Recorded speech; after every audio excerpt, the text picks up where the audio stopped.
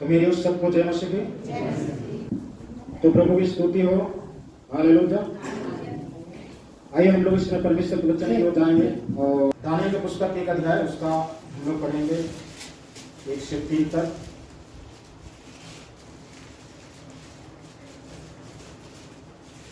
यहूदा के राजा यहोयाकीम के राज्य के 30वें वर्ष में बेबीलोन के राजा नबूकदनेस्सर ने यरूशलेम पर चढ़ाई करके उसको घेर लिया। तब परमेश्वर ने यहूदा के राजा यहोयाकीम को परमेश्वर के भवन के कई पात्रों सहित उसके हाथ में कर दिया और उसने उन पात्रों को सीनार देश में अपने देवता के मंदिर में ले जाकर अपने देवता के भंडार में रख दिया।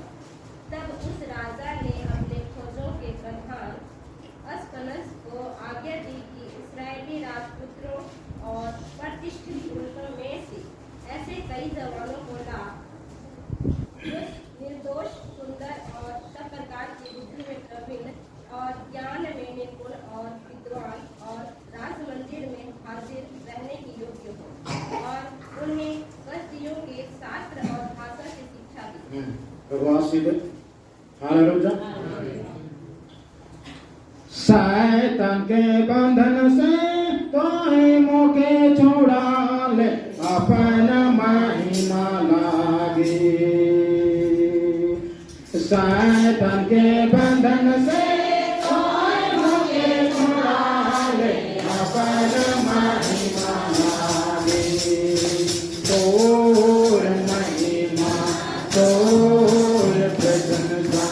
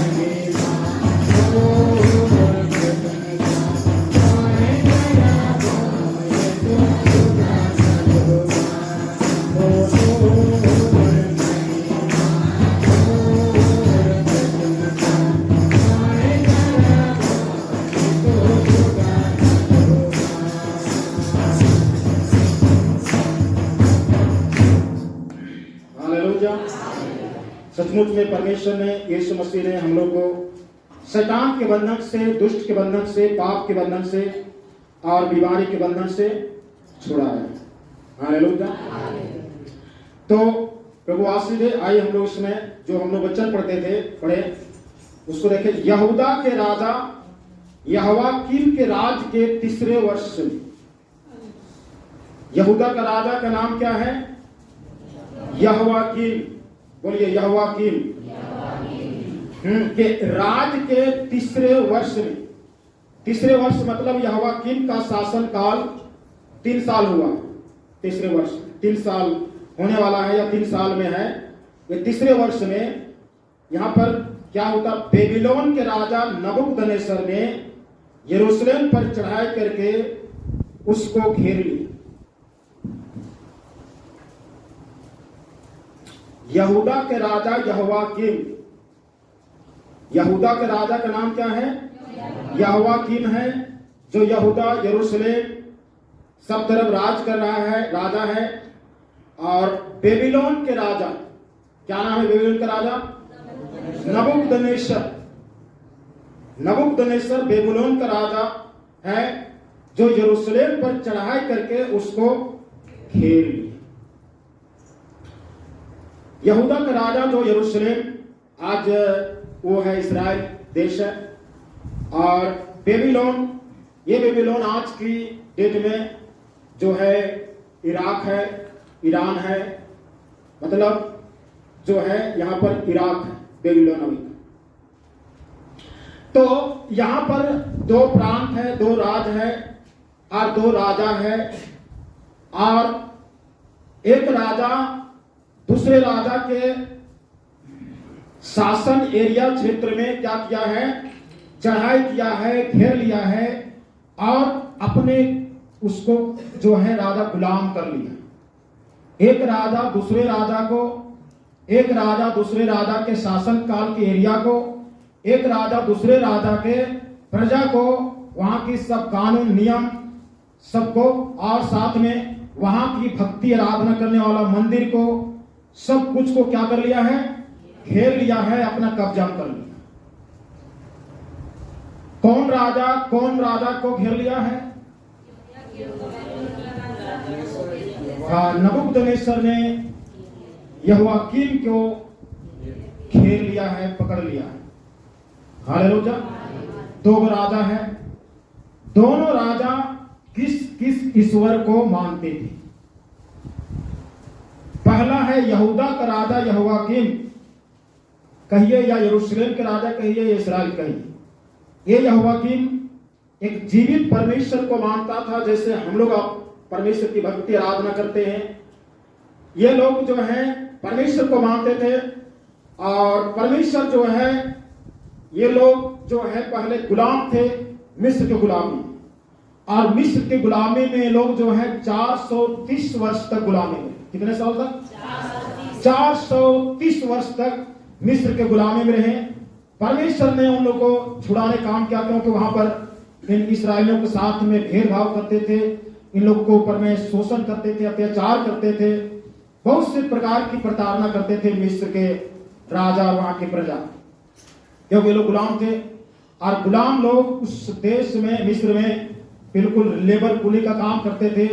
मिस्र देश के जितना भी शहर बना, रोड बना, कस्बा बना, सब कुछ बनाने का काम जो है इस्राएली लोग किए। और परमेश्वर ने इसका मोबाइल, परमेश्वर ने जो है इन लोगों की दुख दर्द को, इनकी दुहाई को, इनकी प्रार्थना को सुना, और सुनने के बाद में जो है मूसा को तैयार करता है, और मूसा वहां से छुड़ाता है। अब यहां पर मूसा और यहोयाकीम के बीच में कई राजा बने, कई राजा चले गए, कई राजा मर गए। और राजा जैसे हम लोग अपने देश में देखते हैं कि राजा, प्रधानमंत्री, मुख्यमंत्री, सांसद बदलते रहता हर 5 साल में। तो उस समय भी बदलता था, लेकिन उस समय कोई बहुत लंबे समय तक शासन करते। 5 साल में बहुत लंबे, कोई 25 साल तक, कोई 20 साल तक, कोई 3 साल तक, कोई 4 साल, कोई 5 साल, कोई 10 साल में बस जो है उलट पुलट हो जाता था। तो यहां पर यहोयाकीम जिस पर शासन कर रहा है, ये जीवित परमेश्वर के आराधना भक्ति महिमा करते थे इस्राएली लोग। आज जो नबूकदनेस्सर जो बेबीलोन के राजा है, ये भी एक ईश्वर को मानता था, और ये भी ईश्वर को कहने का मतलब है कि ये बिल्कुल जो है मूर्ति पूजक था, शैतान को मानने वाला था। और ये भी मंदिर बना रखा था, मूर्ति बना रखा था, और ये भी मंदिर में जा करके ये भी और इनके प्रजा लोग भी भक्ति आराधना करते हैं। हालेलुया। 2 राजा है, दोनों राजा अलग अलग ईश्वर को मानते हैं। एक शैतान को मानते हैं, एक जीवित यीशु मसीह को मानते हैं। दोनों राजा का अलग अलग शासन काल है, अलग अलग एरिया है, अलग अलग प्रांत है। लेकिन क्या है, नबूकदनेस्सर जो बेबीलोन का राजा है, ये जो है कहां पर चढ़ाई किया? यरूशलेम पर परमेश्वर के लोगों के ऊपर में क्या किया? चढ़ाई किया, और उनको अपना कब्जा में कर लिया, उनको अपना कंट्रोल में कर लिया। और यरूशलेम के जितने भी लोग थे उसको बंधवाए, बांध ले गए। और वहां पर जो इस्राएली लोग जिस आराधना की भवन था, मंदिर था, जो सुलेमान राजा ने मंदिर बनाया था, उस मंदिर को बेबीलोन का राजा नबूकदनेस्सर ने अपने सैनिकों के साथ में आया हुआ था, सबको गिरा पिरा दिया, ढा दिया, छत दिवाली गिरा दिया, बिल्कुल जो है नष्ट नाबूद कर दिया। बताइए, आज भी ऐसे हो रहा है परमेश्वर के लोगों के विरोध में, आज भी मसीह लोगों के विरोध में हो रहा, आज भी चर्च घर चल रहा है, आज भी चर्च घर को गिराया जा रहा है, ढाया जा रहा है, उसको तोड़ा जा रहा। तो उस समय यहां पर जो है नबूकदनेस्सर राजा, जो बेबीलोन का राजा था, ये बिल्कुल कट्टर जो है मूर्ति पूजक था और इसराइलियों से नफरत करता था, परमेश्वर लोगों से नफरत करता था। परमेश्वर लोगों का नफरत जो आज से नहीं, बहुत देर से नफरत है लोगों में और आज तक होते जा रहा। जब तक यीशु मसीह इस धरती में दोबारा ना आ जाए तब तक होते हैं। इसमें कोई बड़ी बात नहीं, कोई नया बात नहीं। हालेलुया। तो अब जो है एक सवाल आता है, क्या परमेश्वर, अब यहां पर देखिए दो को पढ़े, 1 का 2 को। तब परमेश्वर ने यहूदा के राजा यहोयाकीम को परमेश्वर के भवन के कई पात्रों सहित उसके हाथ में कर दिया और उसने उन पात्रों को सीनार देश में अपने देवता के मंदिर में ले जाकर अपने देवता के भंडार में रख। यहां पर जो लिखा हुआ है परमेश्वर, तब परमेश्वर ने, कौन? परमेश्वर ने यहूदा के राजा यहोयाकीम को और परमेश्वर के भवन के कई पात्रों सहित उसके हाथ में कर दिया। किसके हाथ में कर दिया? नबूकदनेस्सर के हाथ में कर दिया। कौन कर दिया? परमेश्वर कर दिया। हैं? ये कुछ मतलब अटपटांग नहीं लगता, ये ऐसा कैसे कहो? परमेश्वर जो है कर दिया नबूकदनेस्सर राजा के हाथ में, यहोयाकीम को कर दिया। पूरा वहां का शासन, वहां का जो क्षेत्रफल था यरूशलेम का, इस्राएल का पूरा भूभाग जो उसका कब्जा कर दिया। ये नबूकदनेस्सर राजा खुद नहीं किया, नबूकदनेस्सर राजा अपना बलबूते पर नहीं किया। हालेलुया। परमेश्वर के शास्त्र में, इतिहास के पुस्तकों में पढ़ें तो इतिहास के पुस्तकों में कई जगह पर ऐसा प्रमाण है जो इस्राएली लोग बिल्कुल कमजोर रहते थे, कम रहते थे, और लोग के पास में कोई हथियार नहीं रहता था, लेकिन बड़े बड़े हथियारबंद और बड़े बड़े अधिक संख्या में जिस राजा की सैनिक है उनको हरा देते थे लोग। और परमेश्वर कहता था युद्ध तुम्हारा नहीं मेरा है, इसलिए डरो नहीं इस भीड़ से। ऐसा बोल करके परमेश्वर वहां पर जय देता था और जीत जाते थे। यहां पर क्या पटांग चीज हो गया कि परमेश्वर यहोवा ने जो है यहोयाकीम को और उस परमेश्वर के भवन के कई पात्रों सहित जो है उस नबूकदनेस्सर राजा के हाथ में कर दिया। ये कितना पटांग बात! क्यों कर दिया परमेश्वर? किस लिए कर दिया परमेश्वर? आज हम लोग को एक सवाल आता है कि परमेश्वर ऐसा क्यों किया? हालेलुया। यदि परमेश्वर, यदि हम लोग के ऊपर में इस प्रकार से विरोध हो, सताव हो, और परमेश्वर बोले कि हम ही ने तुम लोग को पिटवाए हैं दुनिया के लोग, तो बताइए कितना धन्यवाद दीजिएगा परमेश्वर? प्रार्थना कीजिएगा। परमेश्वर बोले हम ही ने तुम लोग को उन लोगों से पिटवाया, शरीर में खुजली हो रहा था इसलिए पिटवाए, तेरा गिरजाघर को तोड़वा, हम ही तोड़वाए। तब बताइए क्या करना? कितने लोग रहिएगा सही लाइन? क्या कितने लोग पटरी से नीचे हो जाएंगे? कितने लोग पटरी बदल दीजिएगा? नहीं, हम इस पटरी में। हालेलुया। इस्राएली लोग की ये दुर्दशा के कारण हम इसलिए पूछ रहे हैं कि इस्राएली लोग के साथ में जो ये दुर्दशा हुआ, उसके बाद में कुछ ही लोग परमेश्वर के भय में जीवन बिताया, बाकी लोग इधर उधर हो गए। उनमें से कुछ है जो दानियल के पुस्तक में, दानियल है, दानियल अपने नाम से उसका पुस्तक है, इस पुस्तक है, ये दानियल नबी है। उसके बाद में सदरक, मेशक, अबेदनगो है। इन 4 व्यक्ति का नाम यहाँ पर आता है। साथ में इस विवरण से आधारित कहीं और दूसरा पुस्तक में लिखा हुआ है। यहेजकेल नबी भी था, यिर्मयाह नबी भी था उन बंधुआए जाने वाले में।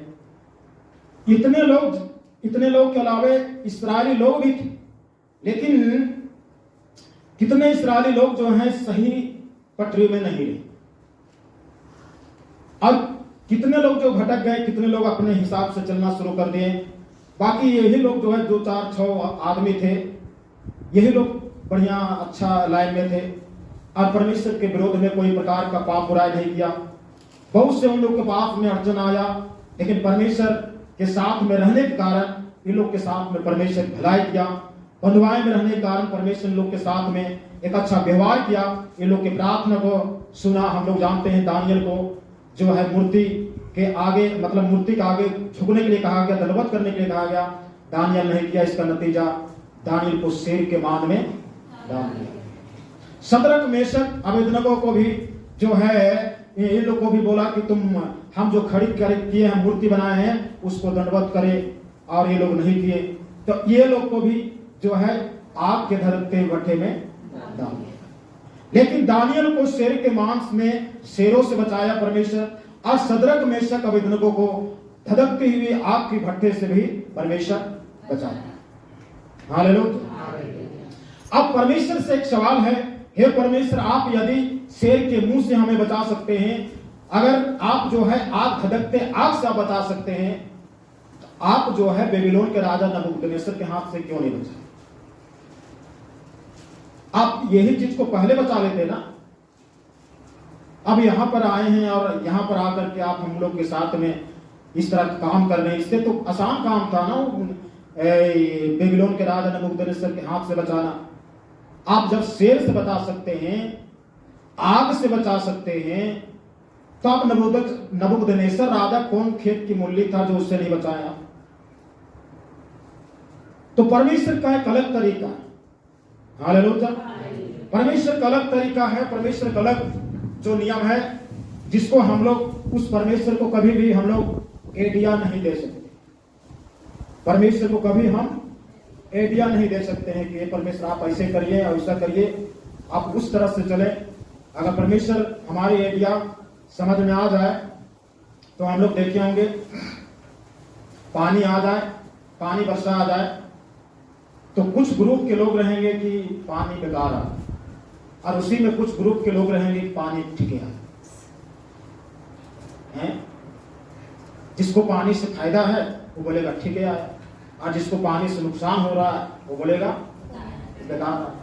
बताइए, परमेश्वर कहेगा कि दुनिया में इतना लोग हैं, इतने लोगों की एरिया हम सब जानने लगे, तब तो हम हो गए आदमी से भी गए गुजरा, और आदमी जो है मेरे तुल हो जाएगा। वही शैतान ने हवा को बोला परमेश्वर तुल हो जाओ। तो वो परमेश्वर को एरिया मनुष्य नहीं ले सकते हैं। परमेश्वर की एरिया को मनुष्य को पालन करना है। हालेलुया। तो इस प्रकार से हम लोग के साथ में अगर ये चीज हो जाए तो एक सवाल आता है, कितने लोग प्रभु में सही ढंग से रहेंगे? कितने लोग रह पाएंगे? कितने लोग चले जाए? हालेलुया। परमेश्वर अगर ऐसा कर दे, ऐसा होवे, ये हम नहीं बोल रहे, लेकिन ऐसा हो जाए तो कितने लोग रह पाएंगे? कितने लोग टिक पाएंगे? आज हम लोग को इस्राएली लोग के कितने लोग, बहुत संख्या में, बहुत ज्यादा संख्या में लोग मतलब भटक गए, तितर बितर हो गए, लेकिन अंगुलियों में गिनती किया जाने के लायक 5, 6, 7 आदमी ही थे जो प्रभु के मार्ग में सही रहे और प्रभु लोग को मदद किया, सहायता किया। हालेलुया। यिर्मयाह अपने पुस्तक में, उसका यिर्मयाह जो अपने पुस्तक में लिखा, जो पत्र लिखता है, जो उसके घटना घटता है, वो परमेश्वर जो है उनको जेल में, बंदी गृह में भी कई बातचीत किया करता है, और परमेश्वर को बंदी गृह में बातचीत करता था। हेजकेल भी बंदी गृह में रहता था तो उसको भी बातचीत करता था। हालेलुया। तो यहाँ पर एक सवाल आता है, अगर हमें जानकारी मिल जाए कि परमेश्वर ही है जो नबूकदनेस्सर के हाथ में कर दिया, तो सबसे बड़ी बात है कि दुष्ट ने हमें हमारे दिमाग में और मन में ये बोलेगा कि परमेश्वर तुम लोग को छोड़ दिया, इसलिए परमेश्वर के पीछे चलना छोड़ दो। अगर परमेश्वर अगर सही रहता तो ऐसा नहीं होता। लेकिन वैसी बात नहीं, दुष्ट की बातों में चलना नहीं। ये परमेश्वर है जो परमेश्वर कैसा चलाना चाहता है, कैसा करना चाहता है, और किस प्रकार से लेके चलना चाहता है, वो जो है जानता है। अब देखिए, परमेश्वर के भवन का पवित्र पात्रों को नबूकदनेस्सर राजा ने अपने देवता के मंदिर में ले जा करके वहां पर रख दी। अंधकार और ज्योति का मेल नहीं होता। लेकिन यहाँ पर अंधकार और ज्योति के पवित्र पात्र और जो है पापी जगह में ले जाकर के रख दिया। और इस प्रकार से जो है नबूकदनेस्सर ने उस पात्रों के साथ में बहुत गलत किया। उसके बाद में नबूकदनेस्सर के बाद में जो है बाद में इसका बेटा राजा बना, वो भी इन पात्रों को बहुत गलत किया। परमेश्वर इन लोग को भले ही नबूकदनेस्सर के हाथ में इस्राएलियों को कर दिया, लेकिन परमेश्वर इस्राएलियों को नहीं छोड़ा। हालेलुया। नबूकदनेस्सर और नबूकदनेस्सर के बाद आने वाला राजा जो इस्राएलियों को गुलाम बना के रखा था, परमेश्वर उन लोग को रुक रुक करके दंड देता रहा और दंड के कारण वो लोग का शासन काल जो है खंडन होते गया, बर्बाद होते गया और इस प्रकार से शासन काल नहीं टिक पाया। अब एक सवाल आता है कि परमेश्वर क्यों किया, किस लिए किया, क्यों किया, कारण क्या है। हम लोग निकालेंगे यिर्मयाह का पुस्तक,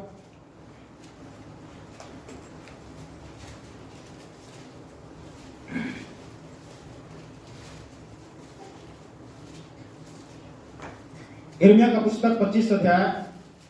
हम लोग इस बातों को बिल्कुल हृदय में, जीवन में जो है एकदम गुप्त करके रख लेना कि आज नबूकदनेस्सर जैसा आज भी शासन करने वाला हो सके तो शैतान नबूकदनेस्सर राजा ने यरूशलेम के ऊपर चढ़ाई करके घेर लिया और अपना कब्जा कर लिया। हो सके शैतान हमारे ऊपर कब्जा कर ले, दुष्ट आत्मा, भूत प्रेत हम लोग ऊपर कब्जा कर ले, विरोधी लोग जो है हमारे ऊपर में झड़प करे, चर्च घरों को जला दे या हम लोग को मारपीट करे, कुछ भी हो सकता है। क्यों होगा, किस लिए होगा, कैसे होगा, क्या परमेश्वर मतलब इस तरह से करता है, क्यों करता है, किस लिए करता है, आज हम लोग उसको जानेंगे क्यों परमेश्वर किया। यिर्मयाह 25 का 1 से हम लोग पढ़ेंगे। योशिय्याह के पुत्र यहूदा के राजा यहोयाकीम के राज्य के 4थे वर्ष में, जो बेबीलोन के राजा नबूकदनेस्सर के राज्य का पहला वर्ष था, यहोवा का जो वचन यिर्मयाह नबी के पास पहुंचा। यहाँ पर जो बंधुआई में जाने वाले दानियेल, शद्रक, मेशक, अबेदनगो के साथ में यिर्मयाह भी वहां पर है और परमेश्वर का वचन यिर्मयाह के पास भी पहुंचता है। उसे यिर्मयाह नबी ने सब यहूदियों और यरूशलेम के सब निवासियों को बताया। वह यह है आमोन के पुत्र यहूदा के राजा योशिय्याह के राज्य के 13वें वर्ष से लेकर आज के दिन तक अर्थात 23 वर्ष से यहोवा का वचन मेरे पास पहुंचता आया। यिर्मयाह क्या बोलता है कि देखो जो है इस समय आज की बात नहीं है, परंतु यहाँ पर आमोन के पुत्र यहूदा के राजा ओसिया के राज के 13वें वर्ष, ओसिया राजा के 13वें वर्ष से परमेश्वर का वचन मतलब आज तक अर्थात 23 वर्ष से यहोवा का वचन मेरे पास पहुंच आया। ये कौन बोल रहा है? यिर्मयाह नबी। यिर्मयाह नबी बोल रहा है, ये भी बंधुआई में है, ये भी नबूकदनेस्सर के बंधुआई में बेबीलोन में जाकर के है और वहां पर ये परमेश्वर का वचन पहुंचा और परमेश्वर का वचन पहुंचने के बाद में ये इस्राएली लोगों को और जितने भी वहां पर बंधुआई में बंदी लोग हैं उन लोग को बता रहा है कि 23 वर्ष से परमेश्वर का वचन ये पहुंच रहा है, हम सबको बताते जा रहे हैं, सबको बोलते जा रहे हैं, लेकिन यहाँ पर उल्टा हो गया। आगे और मैं उसे बड़े यत्न के साथ तुमसे कहता आया हूँ। यिर्मयाह कहता मैं बहुत कोशिश करके, यत्न करके, प्रयास करके मैं ये वचन को तुम लोग को कहते आ रहा हूँ, कहते आ रहा हूँ, कहते आ रहा हूँ, परंतु तुमने उसे नहीं सुना। परंतु तुमने उन बातों को नहीं सुना, मन नहीं लगाया।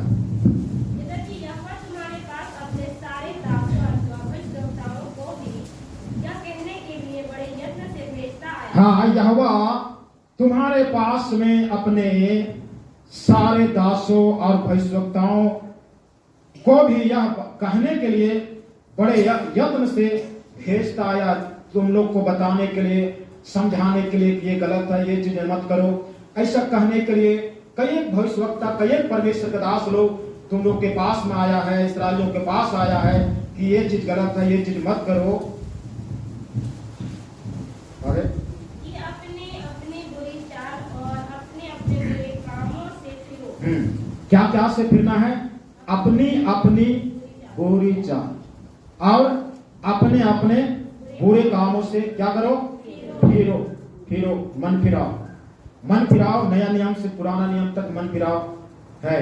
और आज मन फिराओ को हमें बहुत सीरियसली हमें लेने की जरूरत है।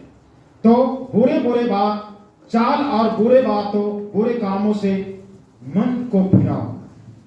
बुरे चाल और बुरे काम से मन को फिराओ। आगे, तब जो देश यहोवा ने प्राचीन काल में तुम्हारे पितरों को और तुमको भी सदा के लिए दिया है। हाँ, जो देश तुम्हारे पूर्वजों को प्राचीन काल में देने के लिए और देने की जो ठान लिया है परमेश्वर ने, उसको सदा के लिए तुमको वो दे देगा। आगे, पर बसे रहने पाओगे और उस देश में बसे रहने पाओगे,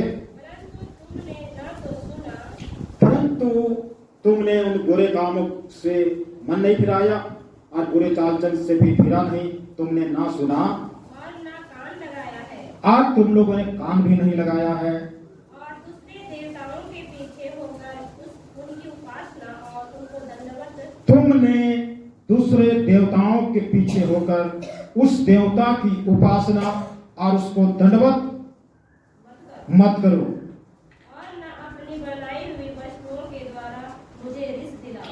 तुमने अपने हाथों के द्वारा जो बनाया है वस्तु, जिसको तुम ईश्वर मानते हो, जिसको तुम प्रभु मानते हो, उसके द्वारा तुम हमें रिस मत दिलाओ। तब मैं तुम्हारी कुछ हानि न करूंगा। तब जो है मैं जो है तुम लोग को कोई हानि कोई नुकसान नहीं करूंगा। आगे, यह सुनने पर भी तुमने मेरी नहीं मानी, यहाँ पर लिखता है कि यह सुनने पर भी तुमने नहीं मानेंगे, वरन अपनी बनाई हुई वस्तुओं के द्वारा मुझे रिस दिलाते आए, परंतु तुमने बनाई हुई वस्तुओं के द्वारा तुमने रिस दिलाई है, जिससे तुम्हारी हानि ही हो सकती है। और जिसके द्वारा तुम्हारी हानि हो सकती है। यहोवा की यही वाणी है। परमेश्वर का ये वचन है, वाणी है। आगे, इसलिए सेनाओं का यहोवा यूं कहता है, परमेश्वर यहोवा यो कहता है, तुमने जो मेरे वचन नहीं माने, तुमने जो मेरे वचन नहीं माने, इसलिए सुनो, मैं उत्तर में रहने वालों मैं उत्तर में रहने वाले सब कुलों को बुलाऊंगा सब प्रकार की कुलों को बुलाऊंगा और अपने दास बेबीलोन के राजा नबूकदनेस्सर को बुला और अपने दास बेबीलोन के राजा नबूकदनेस्सर को बुलवा भेजूंगा बुलवा भेजूंगा और उन सबों को इस देश और इसके निवासियों के विरुद्ध और इसके आसपास की सब जातियों के विरुद्ध में उन बेबीलोन में रहने वाले नबूकदनेस्सर राजा और वहां पर सारे लोग कुल के लोग जो हैं इस पर चढ़ाई करेंगे। और यहाँ पर जितना भी इस यहूदा प्रांत यरूशलेम प्रांत के जितना भी लोग पाए जाते हैं और अगल बगल के जितना भी लोग हैं उनके विरोध में ले आऊंगा और इन सब देशों का मैं सत्यानाश करके इन सब देशों को मैं सत्यानाश करके उन्हें ऐसा उजाड़ दूंगा इनको ऐसा उजाड़ दूंगा कि लोग इन्हें देखकर ताली बजाएंगे, लोग इस देश को देख करके ताली बजाएंगे, वरन ये सदा उजड़े ही रहेंगे। ये सदा उजड़े ही रहेंगे। यह वाणी है। यहोवा का परमेश्वर का यही वाणी है। हालेलुया। परमेश्वर के वचन के पढ़े जाने पर हम सबको आशीष देवे। यहाँ पर परमेश्वर जो है इस्राएलियों कहता है कि तुम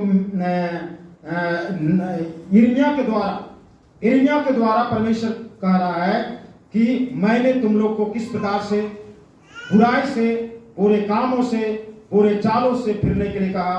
हमने तुम लोग को देवताओं को मानने के लिए नहीं बोला, अपने बनाए हुए मूर्ति के द्वारा तुम्हें दंडवत करने उसको उपासना करने के लिए नहीं बोला, लेकिन तुमने इसको बनाने के बाद में तुमने मुझे रिस दिया।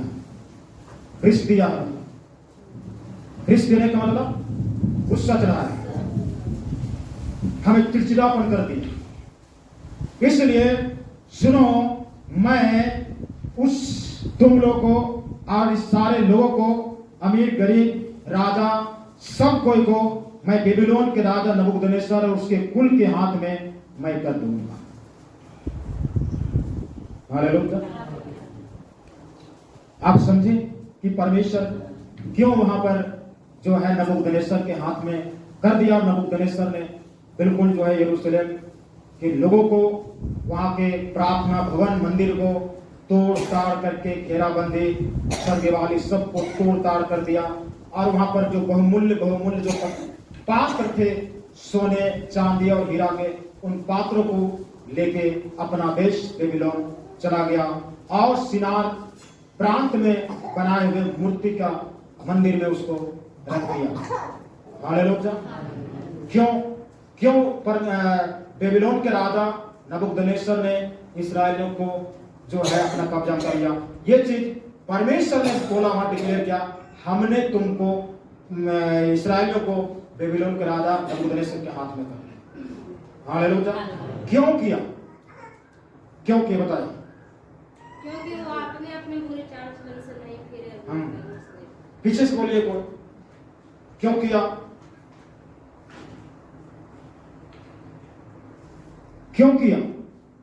किस लिए किया?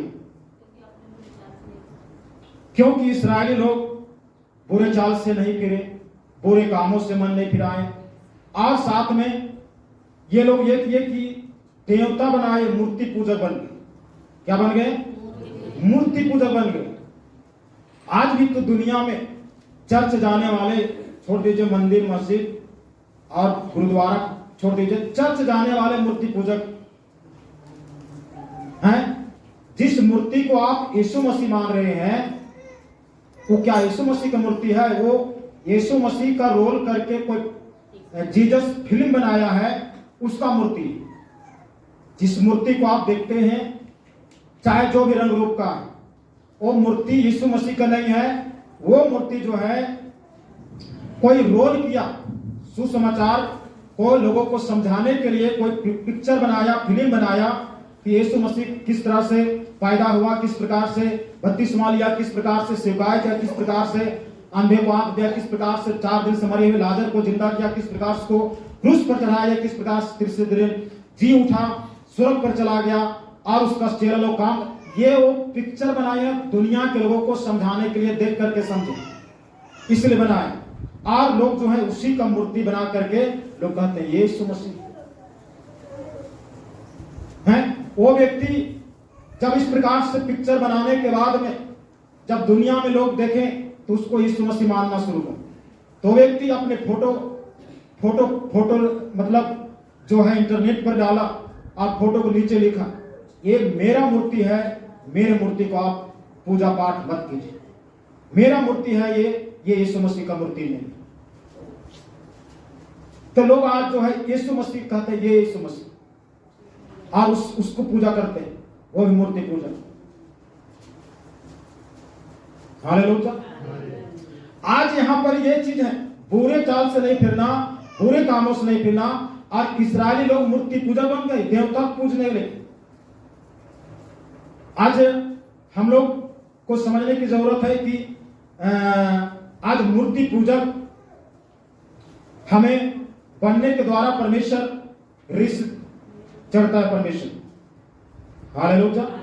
हम लोग निर्गमन का पुस्तक 34 अध्याय और 34 का पढ़ेंगे 12 से आगे। निर्गमन 34 उसका 12 से आगे। इसलिए सावधान रहना। पीछे से कोई पढ़िए, पीछे वाला लोग पता नहीं जो है आईसीयू रूम में है का। इसलिए सावधान रहना जिस देश में तुम जाने वाला है। कौन लोग जाने वाला है? इस्राएली लोग। इस्राएली लोग की 40 वर्ष की सफर यात्रा के बाद हम लोग देख रहे हैं। ये लोग जो हैं इस्राएल लोग किस देश में जाने वाला है? कनान देश में, जहां पर दूध और मधु की धारा बहती है। उस देश में जाने के लिए परमेश्वर ने मूसा को चुनाव किया, और मिस्र गुलामी में थे ना, वहीं पर प्रतिज्ञा किया कि तुम लोग यहां से निकलो, हमारा परमेश्वर दूध और मधु की धारा बहने वाला कनान देश मिलेगा। दूध और मधु की धारा बहने वाला कनान देश सुन करके मुंह में पानी तो जरूर आ गए, लेकिन उसके पीछे चलने के लिए दूध और मधु की धारा बहने वाला देश जरूर मिलेगा, लेकिन उसके पीछे चलने 40 वर्ष का जो संघर्ष है, ये हमारे लिए उस दूध और मधु की धारा बहने वाला देश से हमको वंचित कर सकती है। अगर इसमें हम निभ जाते हैं, अगर सफल हो जाते हैं, हर परिस्थिति, हर दुख, हर प्रकार की आंधी तूफान को सहते हुए जब हमारे नैया पार हो जाएगा, तब कहेंगे कि आप दूध और मधु की धारा बहने वाला देश। हालेलुया। तो यहां पर परमेश्वर कहता है कि तुम जिस देश में जाने वाला हो, जिस देश में रहने वाला हो और वहां का बासिंदा रहने वाले हो, जब जाने वाले थे, उसके बाद में आगे उसके निवासियों से वाचा ना मानना। वहां पर जिस देश में तुम जा रहे हो, वहां पर ऑलरेडी पहले से कुछ इंसान मानव जाति है, तुम उन लोगों से तुम वाचा नहीं मानो। कहीं ऐसा ना हो कि वह तेरे लिए फंदा ठहरे। कहीं ऐसा ना हो कि वो लोग तुम्हारे लिए फंदा ठहरे, मतलब ऐसा जाल ठहरे कि तुमको जो है भटका दे, परमेश्वर से दूर कर दे, इसलिए वो लोग से वाचा नहीं बांधना। आगे वरन उनकी वेदियों को गिरा देना। अब यहाँ पर दूसरा है कि वाचा बांधना, दूसरा में है उनकी बेटियों को, जो उनकी मूर्ति पूजक देश है, मूर्ति बनाएगा और मूर्ति बनाए हुआ लोग वहां पर दंडवत करते हैं, तो उस वेदी के लाठों को तुम गिरा देना। आप लोग मत कीजिएगा इस तरह भी, यहां पर करने की जरूरत है। वहां पर बोला है, वहां पर जाओ। ऑलरेडी प्रभु यीशु मसीह गया है, वो लाठ को और वेदी को तोड़ ताड़ के कंप्लीट कर दिया है, हमारे लिए नया घर बना रहा है। हालेलुया। ये इस्राएलियों को बोला उस देश में जाओगे तो वहां पर जो है ऐसा करना। अब हम लोग को नहीं बोला, हम लोग ऐसा मत करने लगे, तो गलत होगा। तो वहां पर जो है लाठों को गिरा देना है, उनकी लाठों को तोड़ डालना और उनकी अशेना नामक मूर्तियों को काट डालना। अशेर नामक देवता की मूर्ति को भी काट डालना, क्योंकि तुम्हें किसी दूसरे को ईश्वर करके दंडवत करने की आज्ञा नहीं। तुमको किसी दूसरे को ईश्वर कह के दंडवत करके परमेश्वर क्या कहता है, आज्ञा नहीं है। आगे क्योंकि यहोवा जिसका नाम जलनशील है, वह जल उठने ओ वाला। परमेश्वर यहोवा जिसका नाम क्या है, जलनशील है, वह जल उठने वाला परमेश्वर है। आगे ऐसा ना हो कि तुम उस देश के निवासियों से वाचा बांधे। ऐसा ना हो कि तुम उस देश के लोगों के साथ में, निवासियों के साथ में वाचा बांधे और वे अपने देवताओं के पीछे होने का व्यभिचार करे। वो जो है वाचा बांधिएगा और वो जो है अपनी देवता के पीछे होने के लिए हमें इस्राएलियों को उसके पीछे, उस देवता के पीछे, उस देवता को दंडवत करने, देवता को मानने के लिए वो निवासी लोग तुम्हारे साथ में व्यभिचार करे और उनके लिए बलिदान भी करे। और कोई तुझे नेवता दे और यदि कोई तुम्हें न्योता दे और तू भी उसके बलि पशु का मांस खाए, आप तुम उसका बलि पशु का मांस खाओगे। वो न्योता देगा क्या हम प्रोग्राम किए हैं और उसने देवता के आगे बलि पशु किया है और तुमको वो मांस को खिला देगा, उसको भी नहीं खाना है, तो उसको भी खाकर तुम जो है गलत हो जाओगे आगे। और तू उनकी बेटियों को अपने बेटों के लिए लाए। और यहाँ पर एक और दूसरा है, पहला तो यहाँ पर है कि उनकी देवता को पूजा नहीं करना, मतलब उनकी देवता क्या, किसी भी मेरा जगह में कोई देवता को ईश्वर करके नहीं मानना। ये परमेश्वर की 10 आज्ञा में से एक आज्ञा भी है। हालेलुया। और इसके बाद में दूसरा है, तू उसकी बेटियों को अपने बेटों के लिए लाए और उनकी बेटियां जो आप अपने देवताओं के पीछे होने का विचार करती है, और उनकी बेटियों को जो आप अपने देवताओं के पीछे होने का विचार करती है, तेरे बेटों से भी अपने देवताओं के पीछे होने का विचार करवाए। हाँ, वो भी आपके बेटों को उस अपने देवताओं के पीछे जाने के लिए विचार। यहाँ पर विचार दोनों जगह में, अगर देवता की बात है तो यहाँ पर दोनों, यहाँ पे विचार है, उसके बाद नीचे दूसरा नंबर में वो भी विचार, दोनों जगह में बेविचार लिखा हो। हालेलुया। परमेश्वर की 10 आज्ञा में से एक आज्ञा है कि कोई भी मूर्ति बनाकर तुम उसको दंडवत नहीं करना, उसको उपासना नहीं करना। मेरे स्थान पर कोई स्थान नहीं हो लेना चाहिए। हालेलुया। परमेश्वर कहता है जो मेरा स्थान है वो मेरा स्थान है, और इस स्थान पर जो है किसी दूसरे देवता को तुम लाना नहीं। मेरा स्थान अव्वल है, प्रथम है, और उसके जगह में कोई देवता को लाना नहीं। हालेलुया। परमेश्वर कहता मैं जलन रखने वाला, ज्वलनशील परमेश्वर, आप जलन रखने वाला परमेश्वर। हालेलुया। परमेश्वर कैसा परमेश्वर है? जलन रखने वाला परमेश्वर है, जलनशील परमेश्वर। उस परमेश्वर के सामने कोई इंसान टिक पाएगा? इंसान जो है सूरज के पास, सूरज जो अभी हुआ उसके पास जा नहीं सकता है। जाने की कोशिश किया, जिस माध्यम से जा रहा था वो तापमान से करकरा के मतलब पिघल जाना। तो जिसने उसका सृष्टि का चीज इतना बड़ा तापमान है, इतना जलनशील है, तो जिसने बनाया उसको, उस सूरज को, वो कितना बड़ा जलनशील होगा। हालेलुया। परमेश्वर के स्थान पर किसी देवता को मानना नहीं, ये पहला है। दूसरा है कि उनकी बेटियों को अपने बेटों के लिए ना लाए, और उनके बेटियों जो आप अपने देवताओं के पीछे होने का विचार करते हैं, वे बेटी से भी अपने देवताओं के पीछे होने का विचार। अगर हम अब परमेश्वर की जगह में अगर हम किसी मूर्ति को पूजते हैं, ये भी क्या है? व्यभिचार है। दोनों जगह में व्यभिचार है। परमेश्वर के स्थान कोई और चीज नहीं ले सकता। मूर्ति पूजक कैसे व्यभिचार, कैसे परमेश्वर को चल, इस पर परमेश्वर का कोई रहम नहीं, एक जरा सा भी कोई माफी नहीं। हालेलुया। व्यभिचार इसलिए है, किस लिए है, क्यों है, हम लोग थोड़ा सा जानेंगे। परमेश्वर का स्थान हमारे जीवन में पहला स्थान होना चाहिए। लेकिन अगर हम उस देवता मूर्ति को हम बना करके हम उसको दंडवत करेंगे, और हमारा परमेश्वर का स्थान जो हमारे जीवन में है, अगर उस स्थान पर कोई दूसरा चीज ले ले, तो वो चीज होता है व्यभिचार। हालेलुया। बताइए, एक पत्नी है, पति पत्नी है, और पति पत्नी है,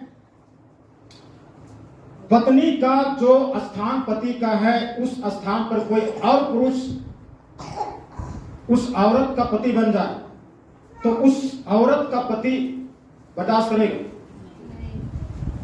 करेगा क्या? बस सेम सिस्टम उस परमेश्वर के साथ। हालेलुया।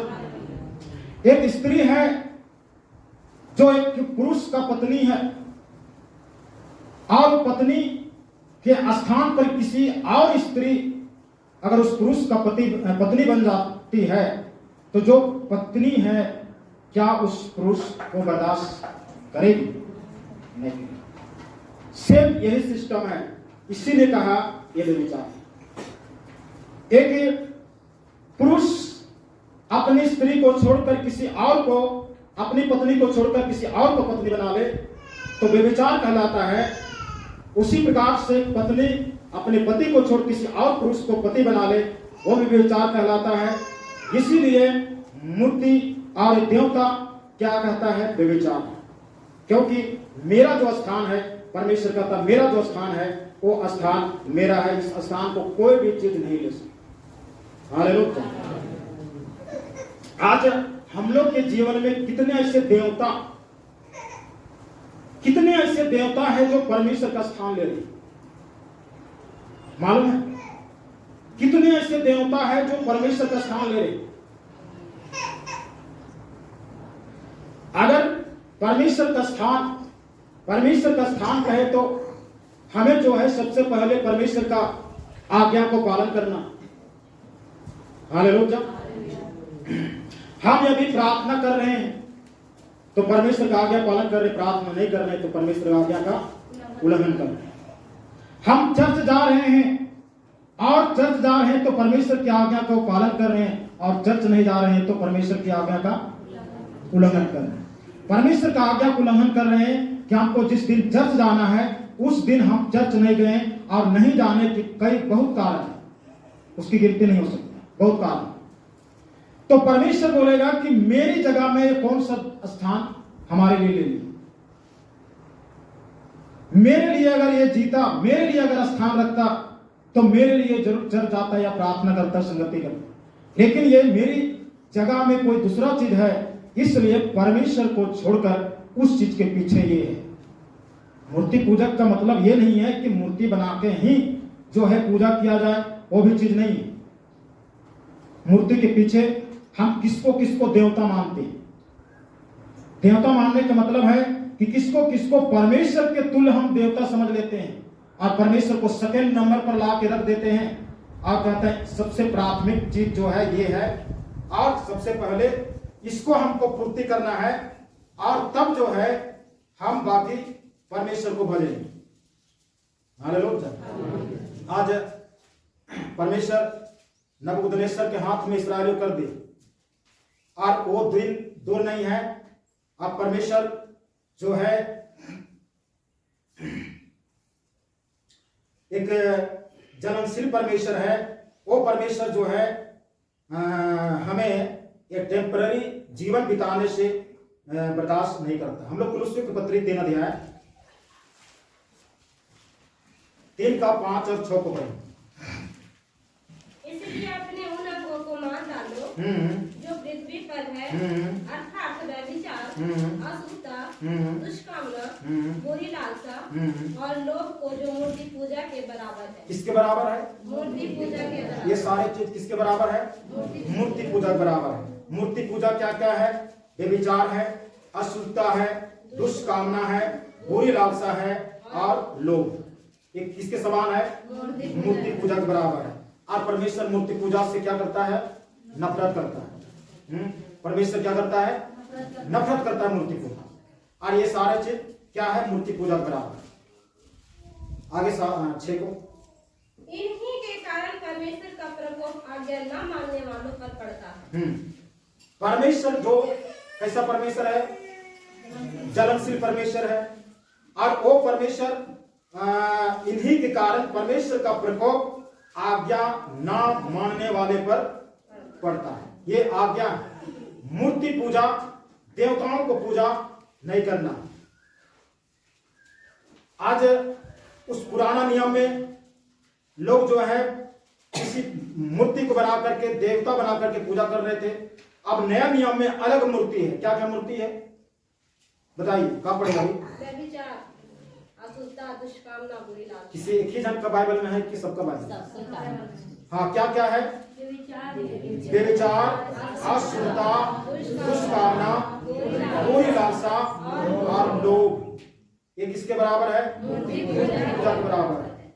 मूर्ति पूजा नहीं, लेकिन मूर्ति पूजा के बराबर है। मूर्ति पूजा को जितना दंड देता है परमेश्वर, उतनी ही दंड इसको भी मिलेगा जो इस कामों में लिप्त है। हालेलुया। लोभ करना, बुरी लालसा करना, बुरी लालसा करना, लोभ करना, व्यभिचार, दुष्कामना, अशुद्धता, ये सब मूर्ति पूजा के बराबर है। और परमेश्वर जो है मूर्ति पूजा से क्या करता है? नफरत करता है। परमेश्वर जो है चाहता है कि मेरे स्थान पर कोई दूसरा स्थान ना हो। हालेलुया। हम लोग को मालूम है कि हम अगर परमेश्वर का स्थान अगर हम दे रहे हैं तो उस जगह पर हमारा जो भी संसार में है वो स्थान उस जगह पर नहीं जा सकता। अगर हम परमेश्वर के लिए परमेश्वर का स्थान देते हैं तो हमारा नेचर, हमारा स्वभाव, हमारा चाल चलन, हमारा विनती, प्रार्थना, संगति ये बताता है कि हम परमेश्वर को पहला स्थान में रखें।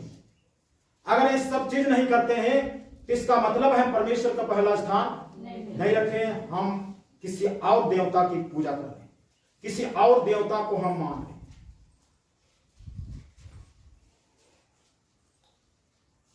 हम यदि परमेश्वर का वचन नहीं पढ़ रहे हैं, मतलब परमेश्वर के वचन को पढ़ने के लिए, घर में प्रार्थना करने के लिए, समय नहीं मिलता है, बाकी सब चीज करने के लिए समय मिलता है। चर्च जाने के लिए समय नहीं मिलता, बाकी सब चीज करने के लिए समय मिलता है। तो बताइए, अगर हम परमेश्वर को, हम पहला स्थान अगर परमेश्वर का स्थान है, तो फिर कौन चीज ले सकता है कि हम उस परमेश्वर को छोड़कर दूसरे, इसका मतलब हम एक देवता की अधीन में, कोई एक अदृश्य देवता है जिसको हम परमेश्वर से अधिक महत्व देते हैं, उस परमेश्वर को सेकंड नंबर पर ला कर रख देते हैं और उसको फर्स्ट नंबर पर ला करके, और हम परमेश्वर को नहीं सुनते हैं, उसको सुनते हैं। इसलिए परमेश्वर के नियम को तोड़ते हैं और उसका नियम को पालन करते हैं। बताइए, देवता मूर्ति पूजा है कि नहीं? देवता पूजा है। हालेलुया। आज जो है हम किस प्रकार से, आज कितने ऐसे भाई बहन हैं जो अपने जीवन के, अपने घर के कामों को छोड़ करके भी प्रभु की महिमा करने के लिए उतावले होते हैं, और कितने हैं जो उसको छूटता नहीं। ये भी एक देवता पूजा है। क्यों? क्योंकि हम उसको मानते हैं, इसीलिए ना हम जो है प्रभु को समय नहीं दे रहे, प्रभु के पीछे नहीं चल रहे। यह है देवता पूजा। परमेश्वर को क्यों सेकंड नंबर पर ला? परमेश्वर का प्रकोप जान लीजिए कि इस्राएली लोगों को नहीं छोड़ा। आज के लोगों को हम कौन खेत की मूल्य, हम किस खेत की ढेला कि हमको परमेश्वर छोड़ा? क्यों आज हमारे ऊपर में शैतान का प्रकोप है? क्यों शैतान आज हमारे सिर पर चढ़ करके बात कर रहा है? क्यों आज समस्या, जिस परमेश्वर, जो परमेश्वर जलनशील परमेश्वर है, चलन रखने वाला, क्रोध प्रकोप करने वाला परमेश्वर, उस परमेश्वर के सामने ये ताकत नहीं कि दुष्ट आत्मा ठहर सके, लेकिन आज हमारे सिर पर चढ़ करके बात कर रहा है, हमारे जीवन में घुस करके बात कर रहा है। क्यों कर रहा है? इसलिए कि हम परमेश्वर के स्थान को परमेश्वर को देना छोड़ के हम किसी और को दे दिए हैं। और परमेश्वर ने जानबूझ करके जिस प्रकार से इस्राएलियों को नबूकदनेस्सर के हाथ में डाल दिया और इस्राएली लोग उनके बंधुआई में चले गए, आज भी हम लोग को बंधुआई का नजर आता है। आज भी बंधुआई का एक हम संघर्ष में पाए जाते हैं। आज भी हम बंधुआई का एक युद्ध मैदान में पाए जाते हैं। हालेलुया। बताइए, अगर हमको खेत में काम है और बहुत अर्जेंट काम है, काम नहीं करेंगे तो नुकसान होगा। ठीक उसी समय, उसी घड़ी, उसी टाइम हमारे घर के कोई सदस्य का तबीयत खराब है, बिल्कुल सीरियस है। दो चीज, एक है कि हमारे घर में किसी एक सदस्य का बहुत सीरियस है, अगर तत्काल हम उसको हॉस्पिटल नहीं ले जाते हैं तो उसका जान बचाना मुश्किल है। दूसरा तरफ खेत में काम है, अगर वहां नहीं करेंगे तो नुकसान होगा। पहले आप किसको पूछेंगे? जान बचाएंगे। जान बचाएंगे। क्यों जान बचाएंगे? उधर से उधर भी तो जान जा रहा है, खेत वाला जान नहीं जा रहा है। भरपाई हो सकता है। वो क्या हो सकता है? भरपाई हो सकता है।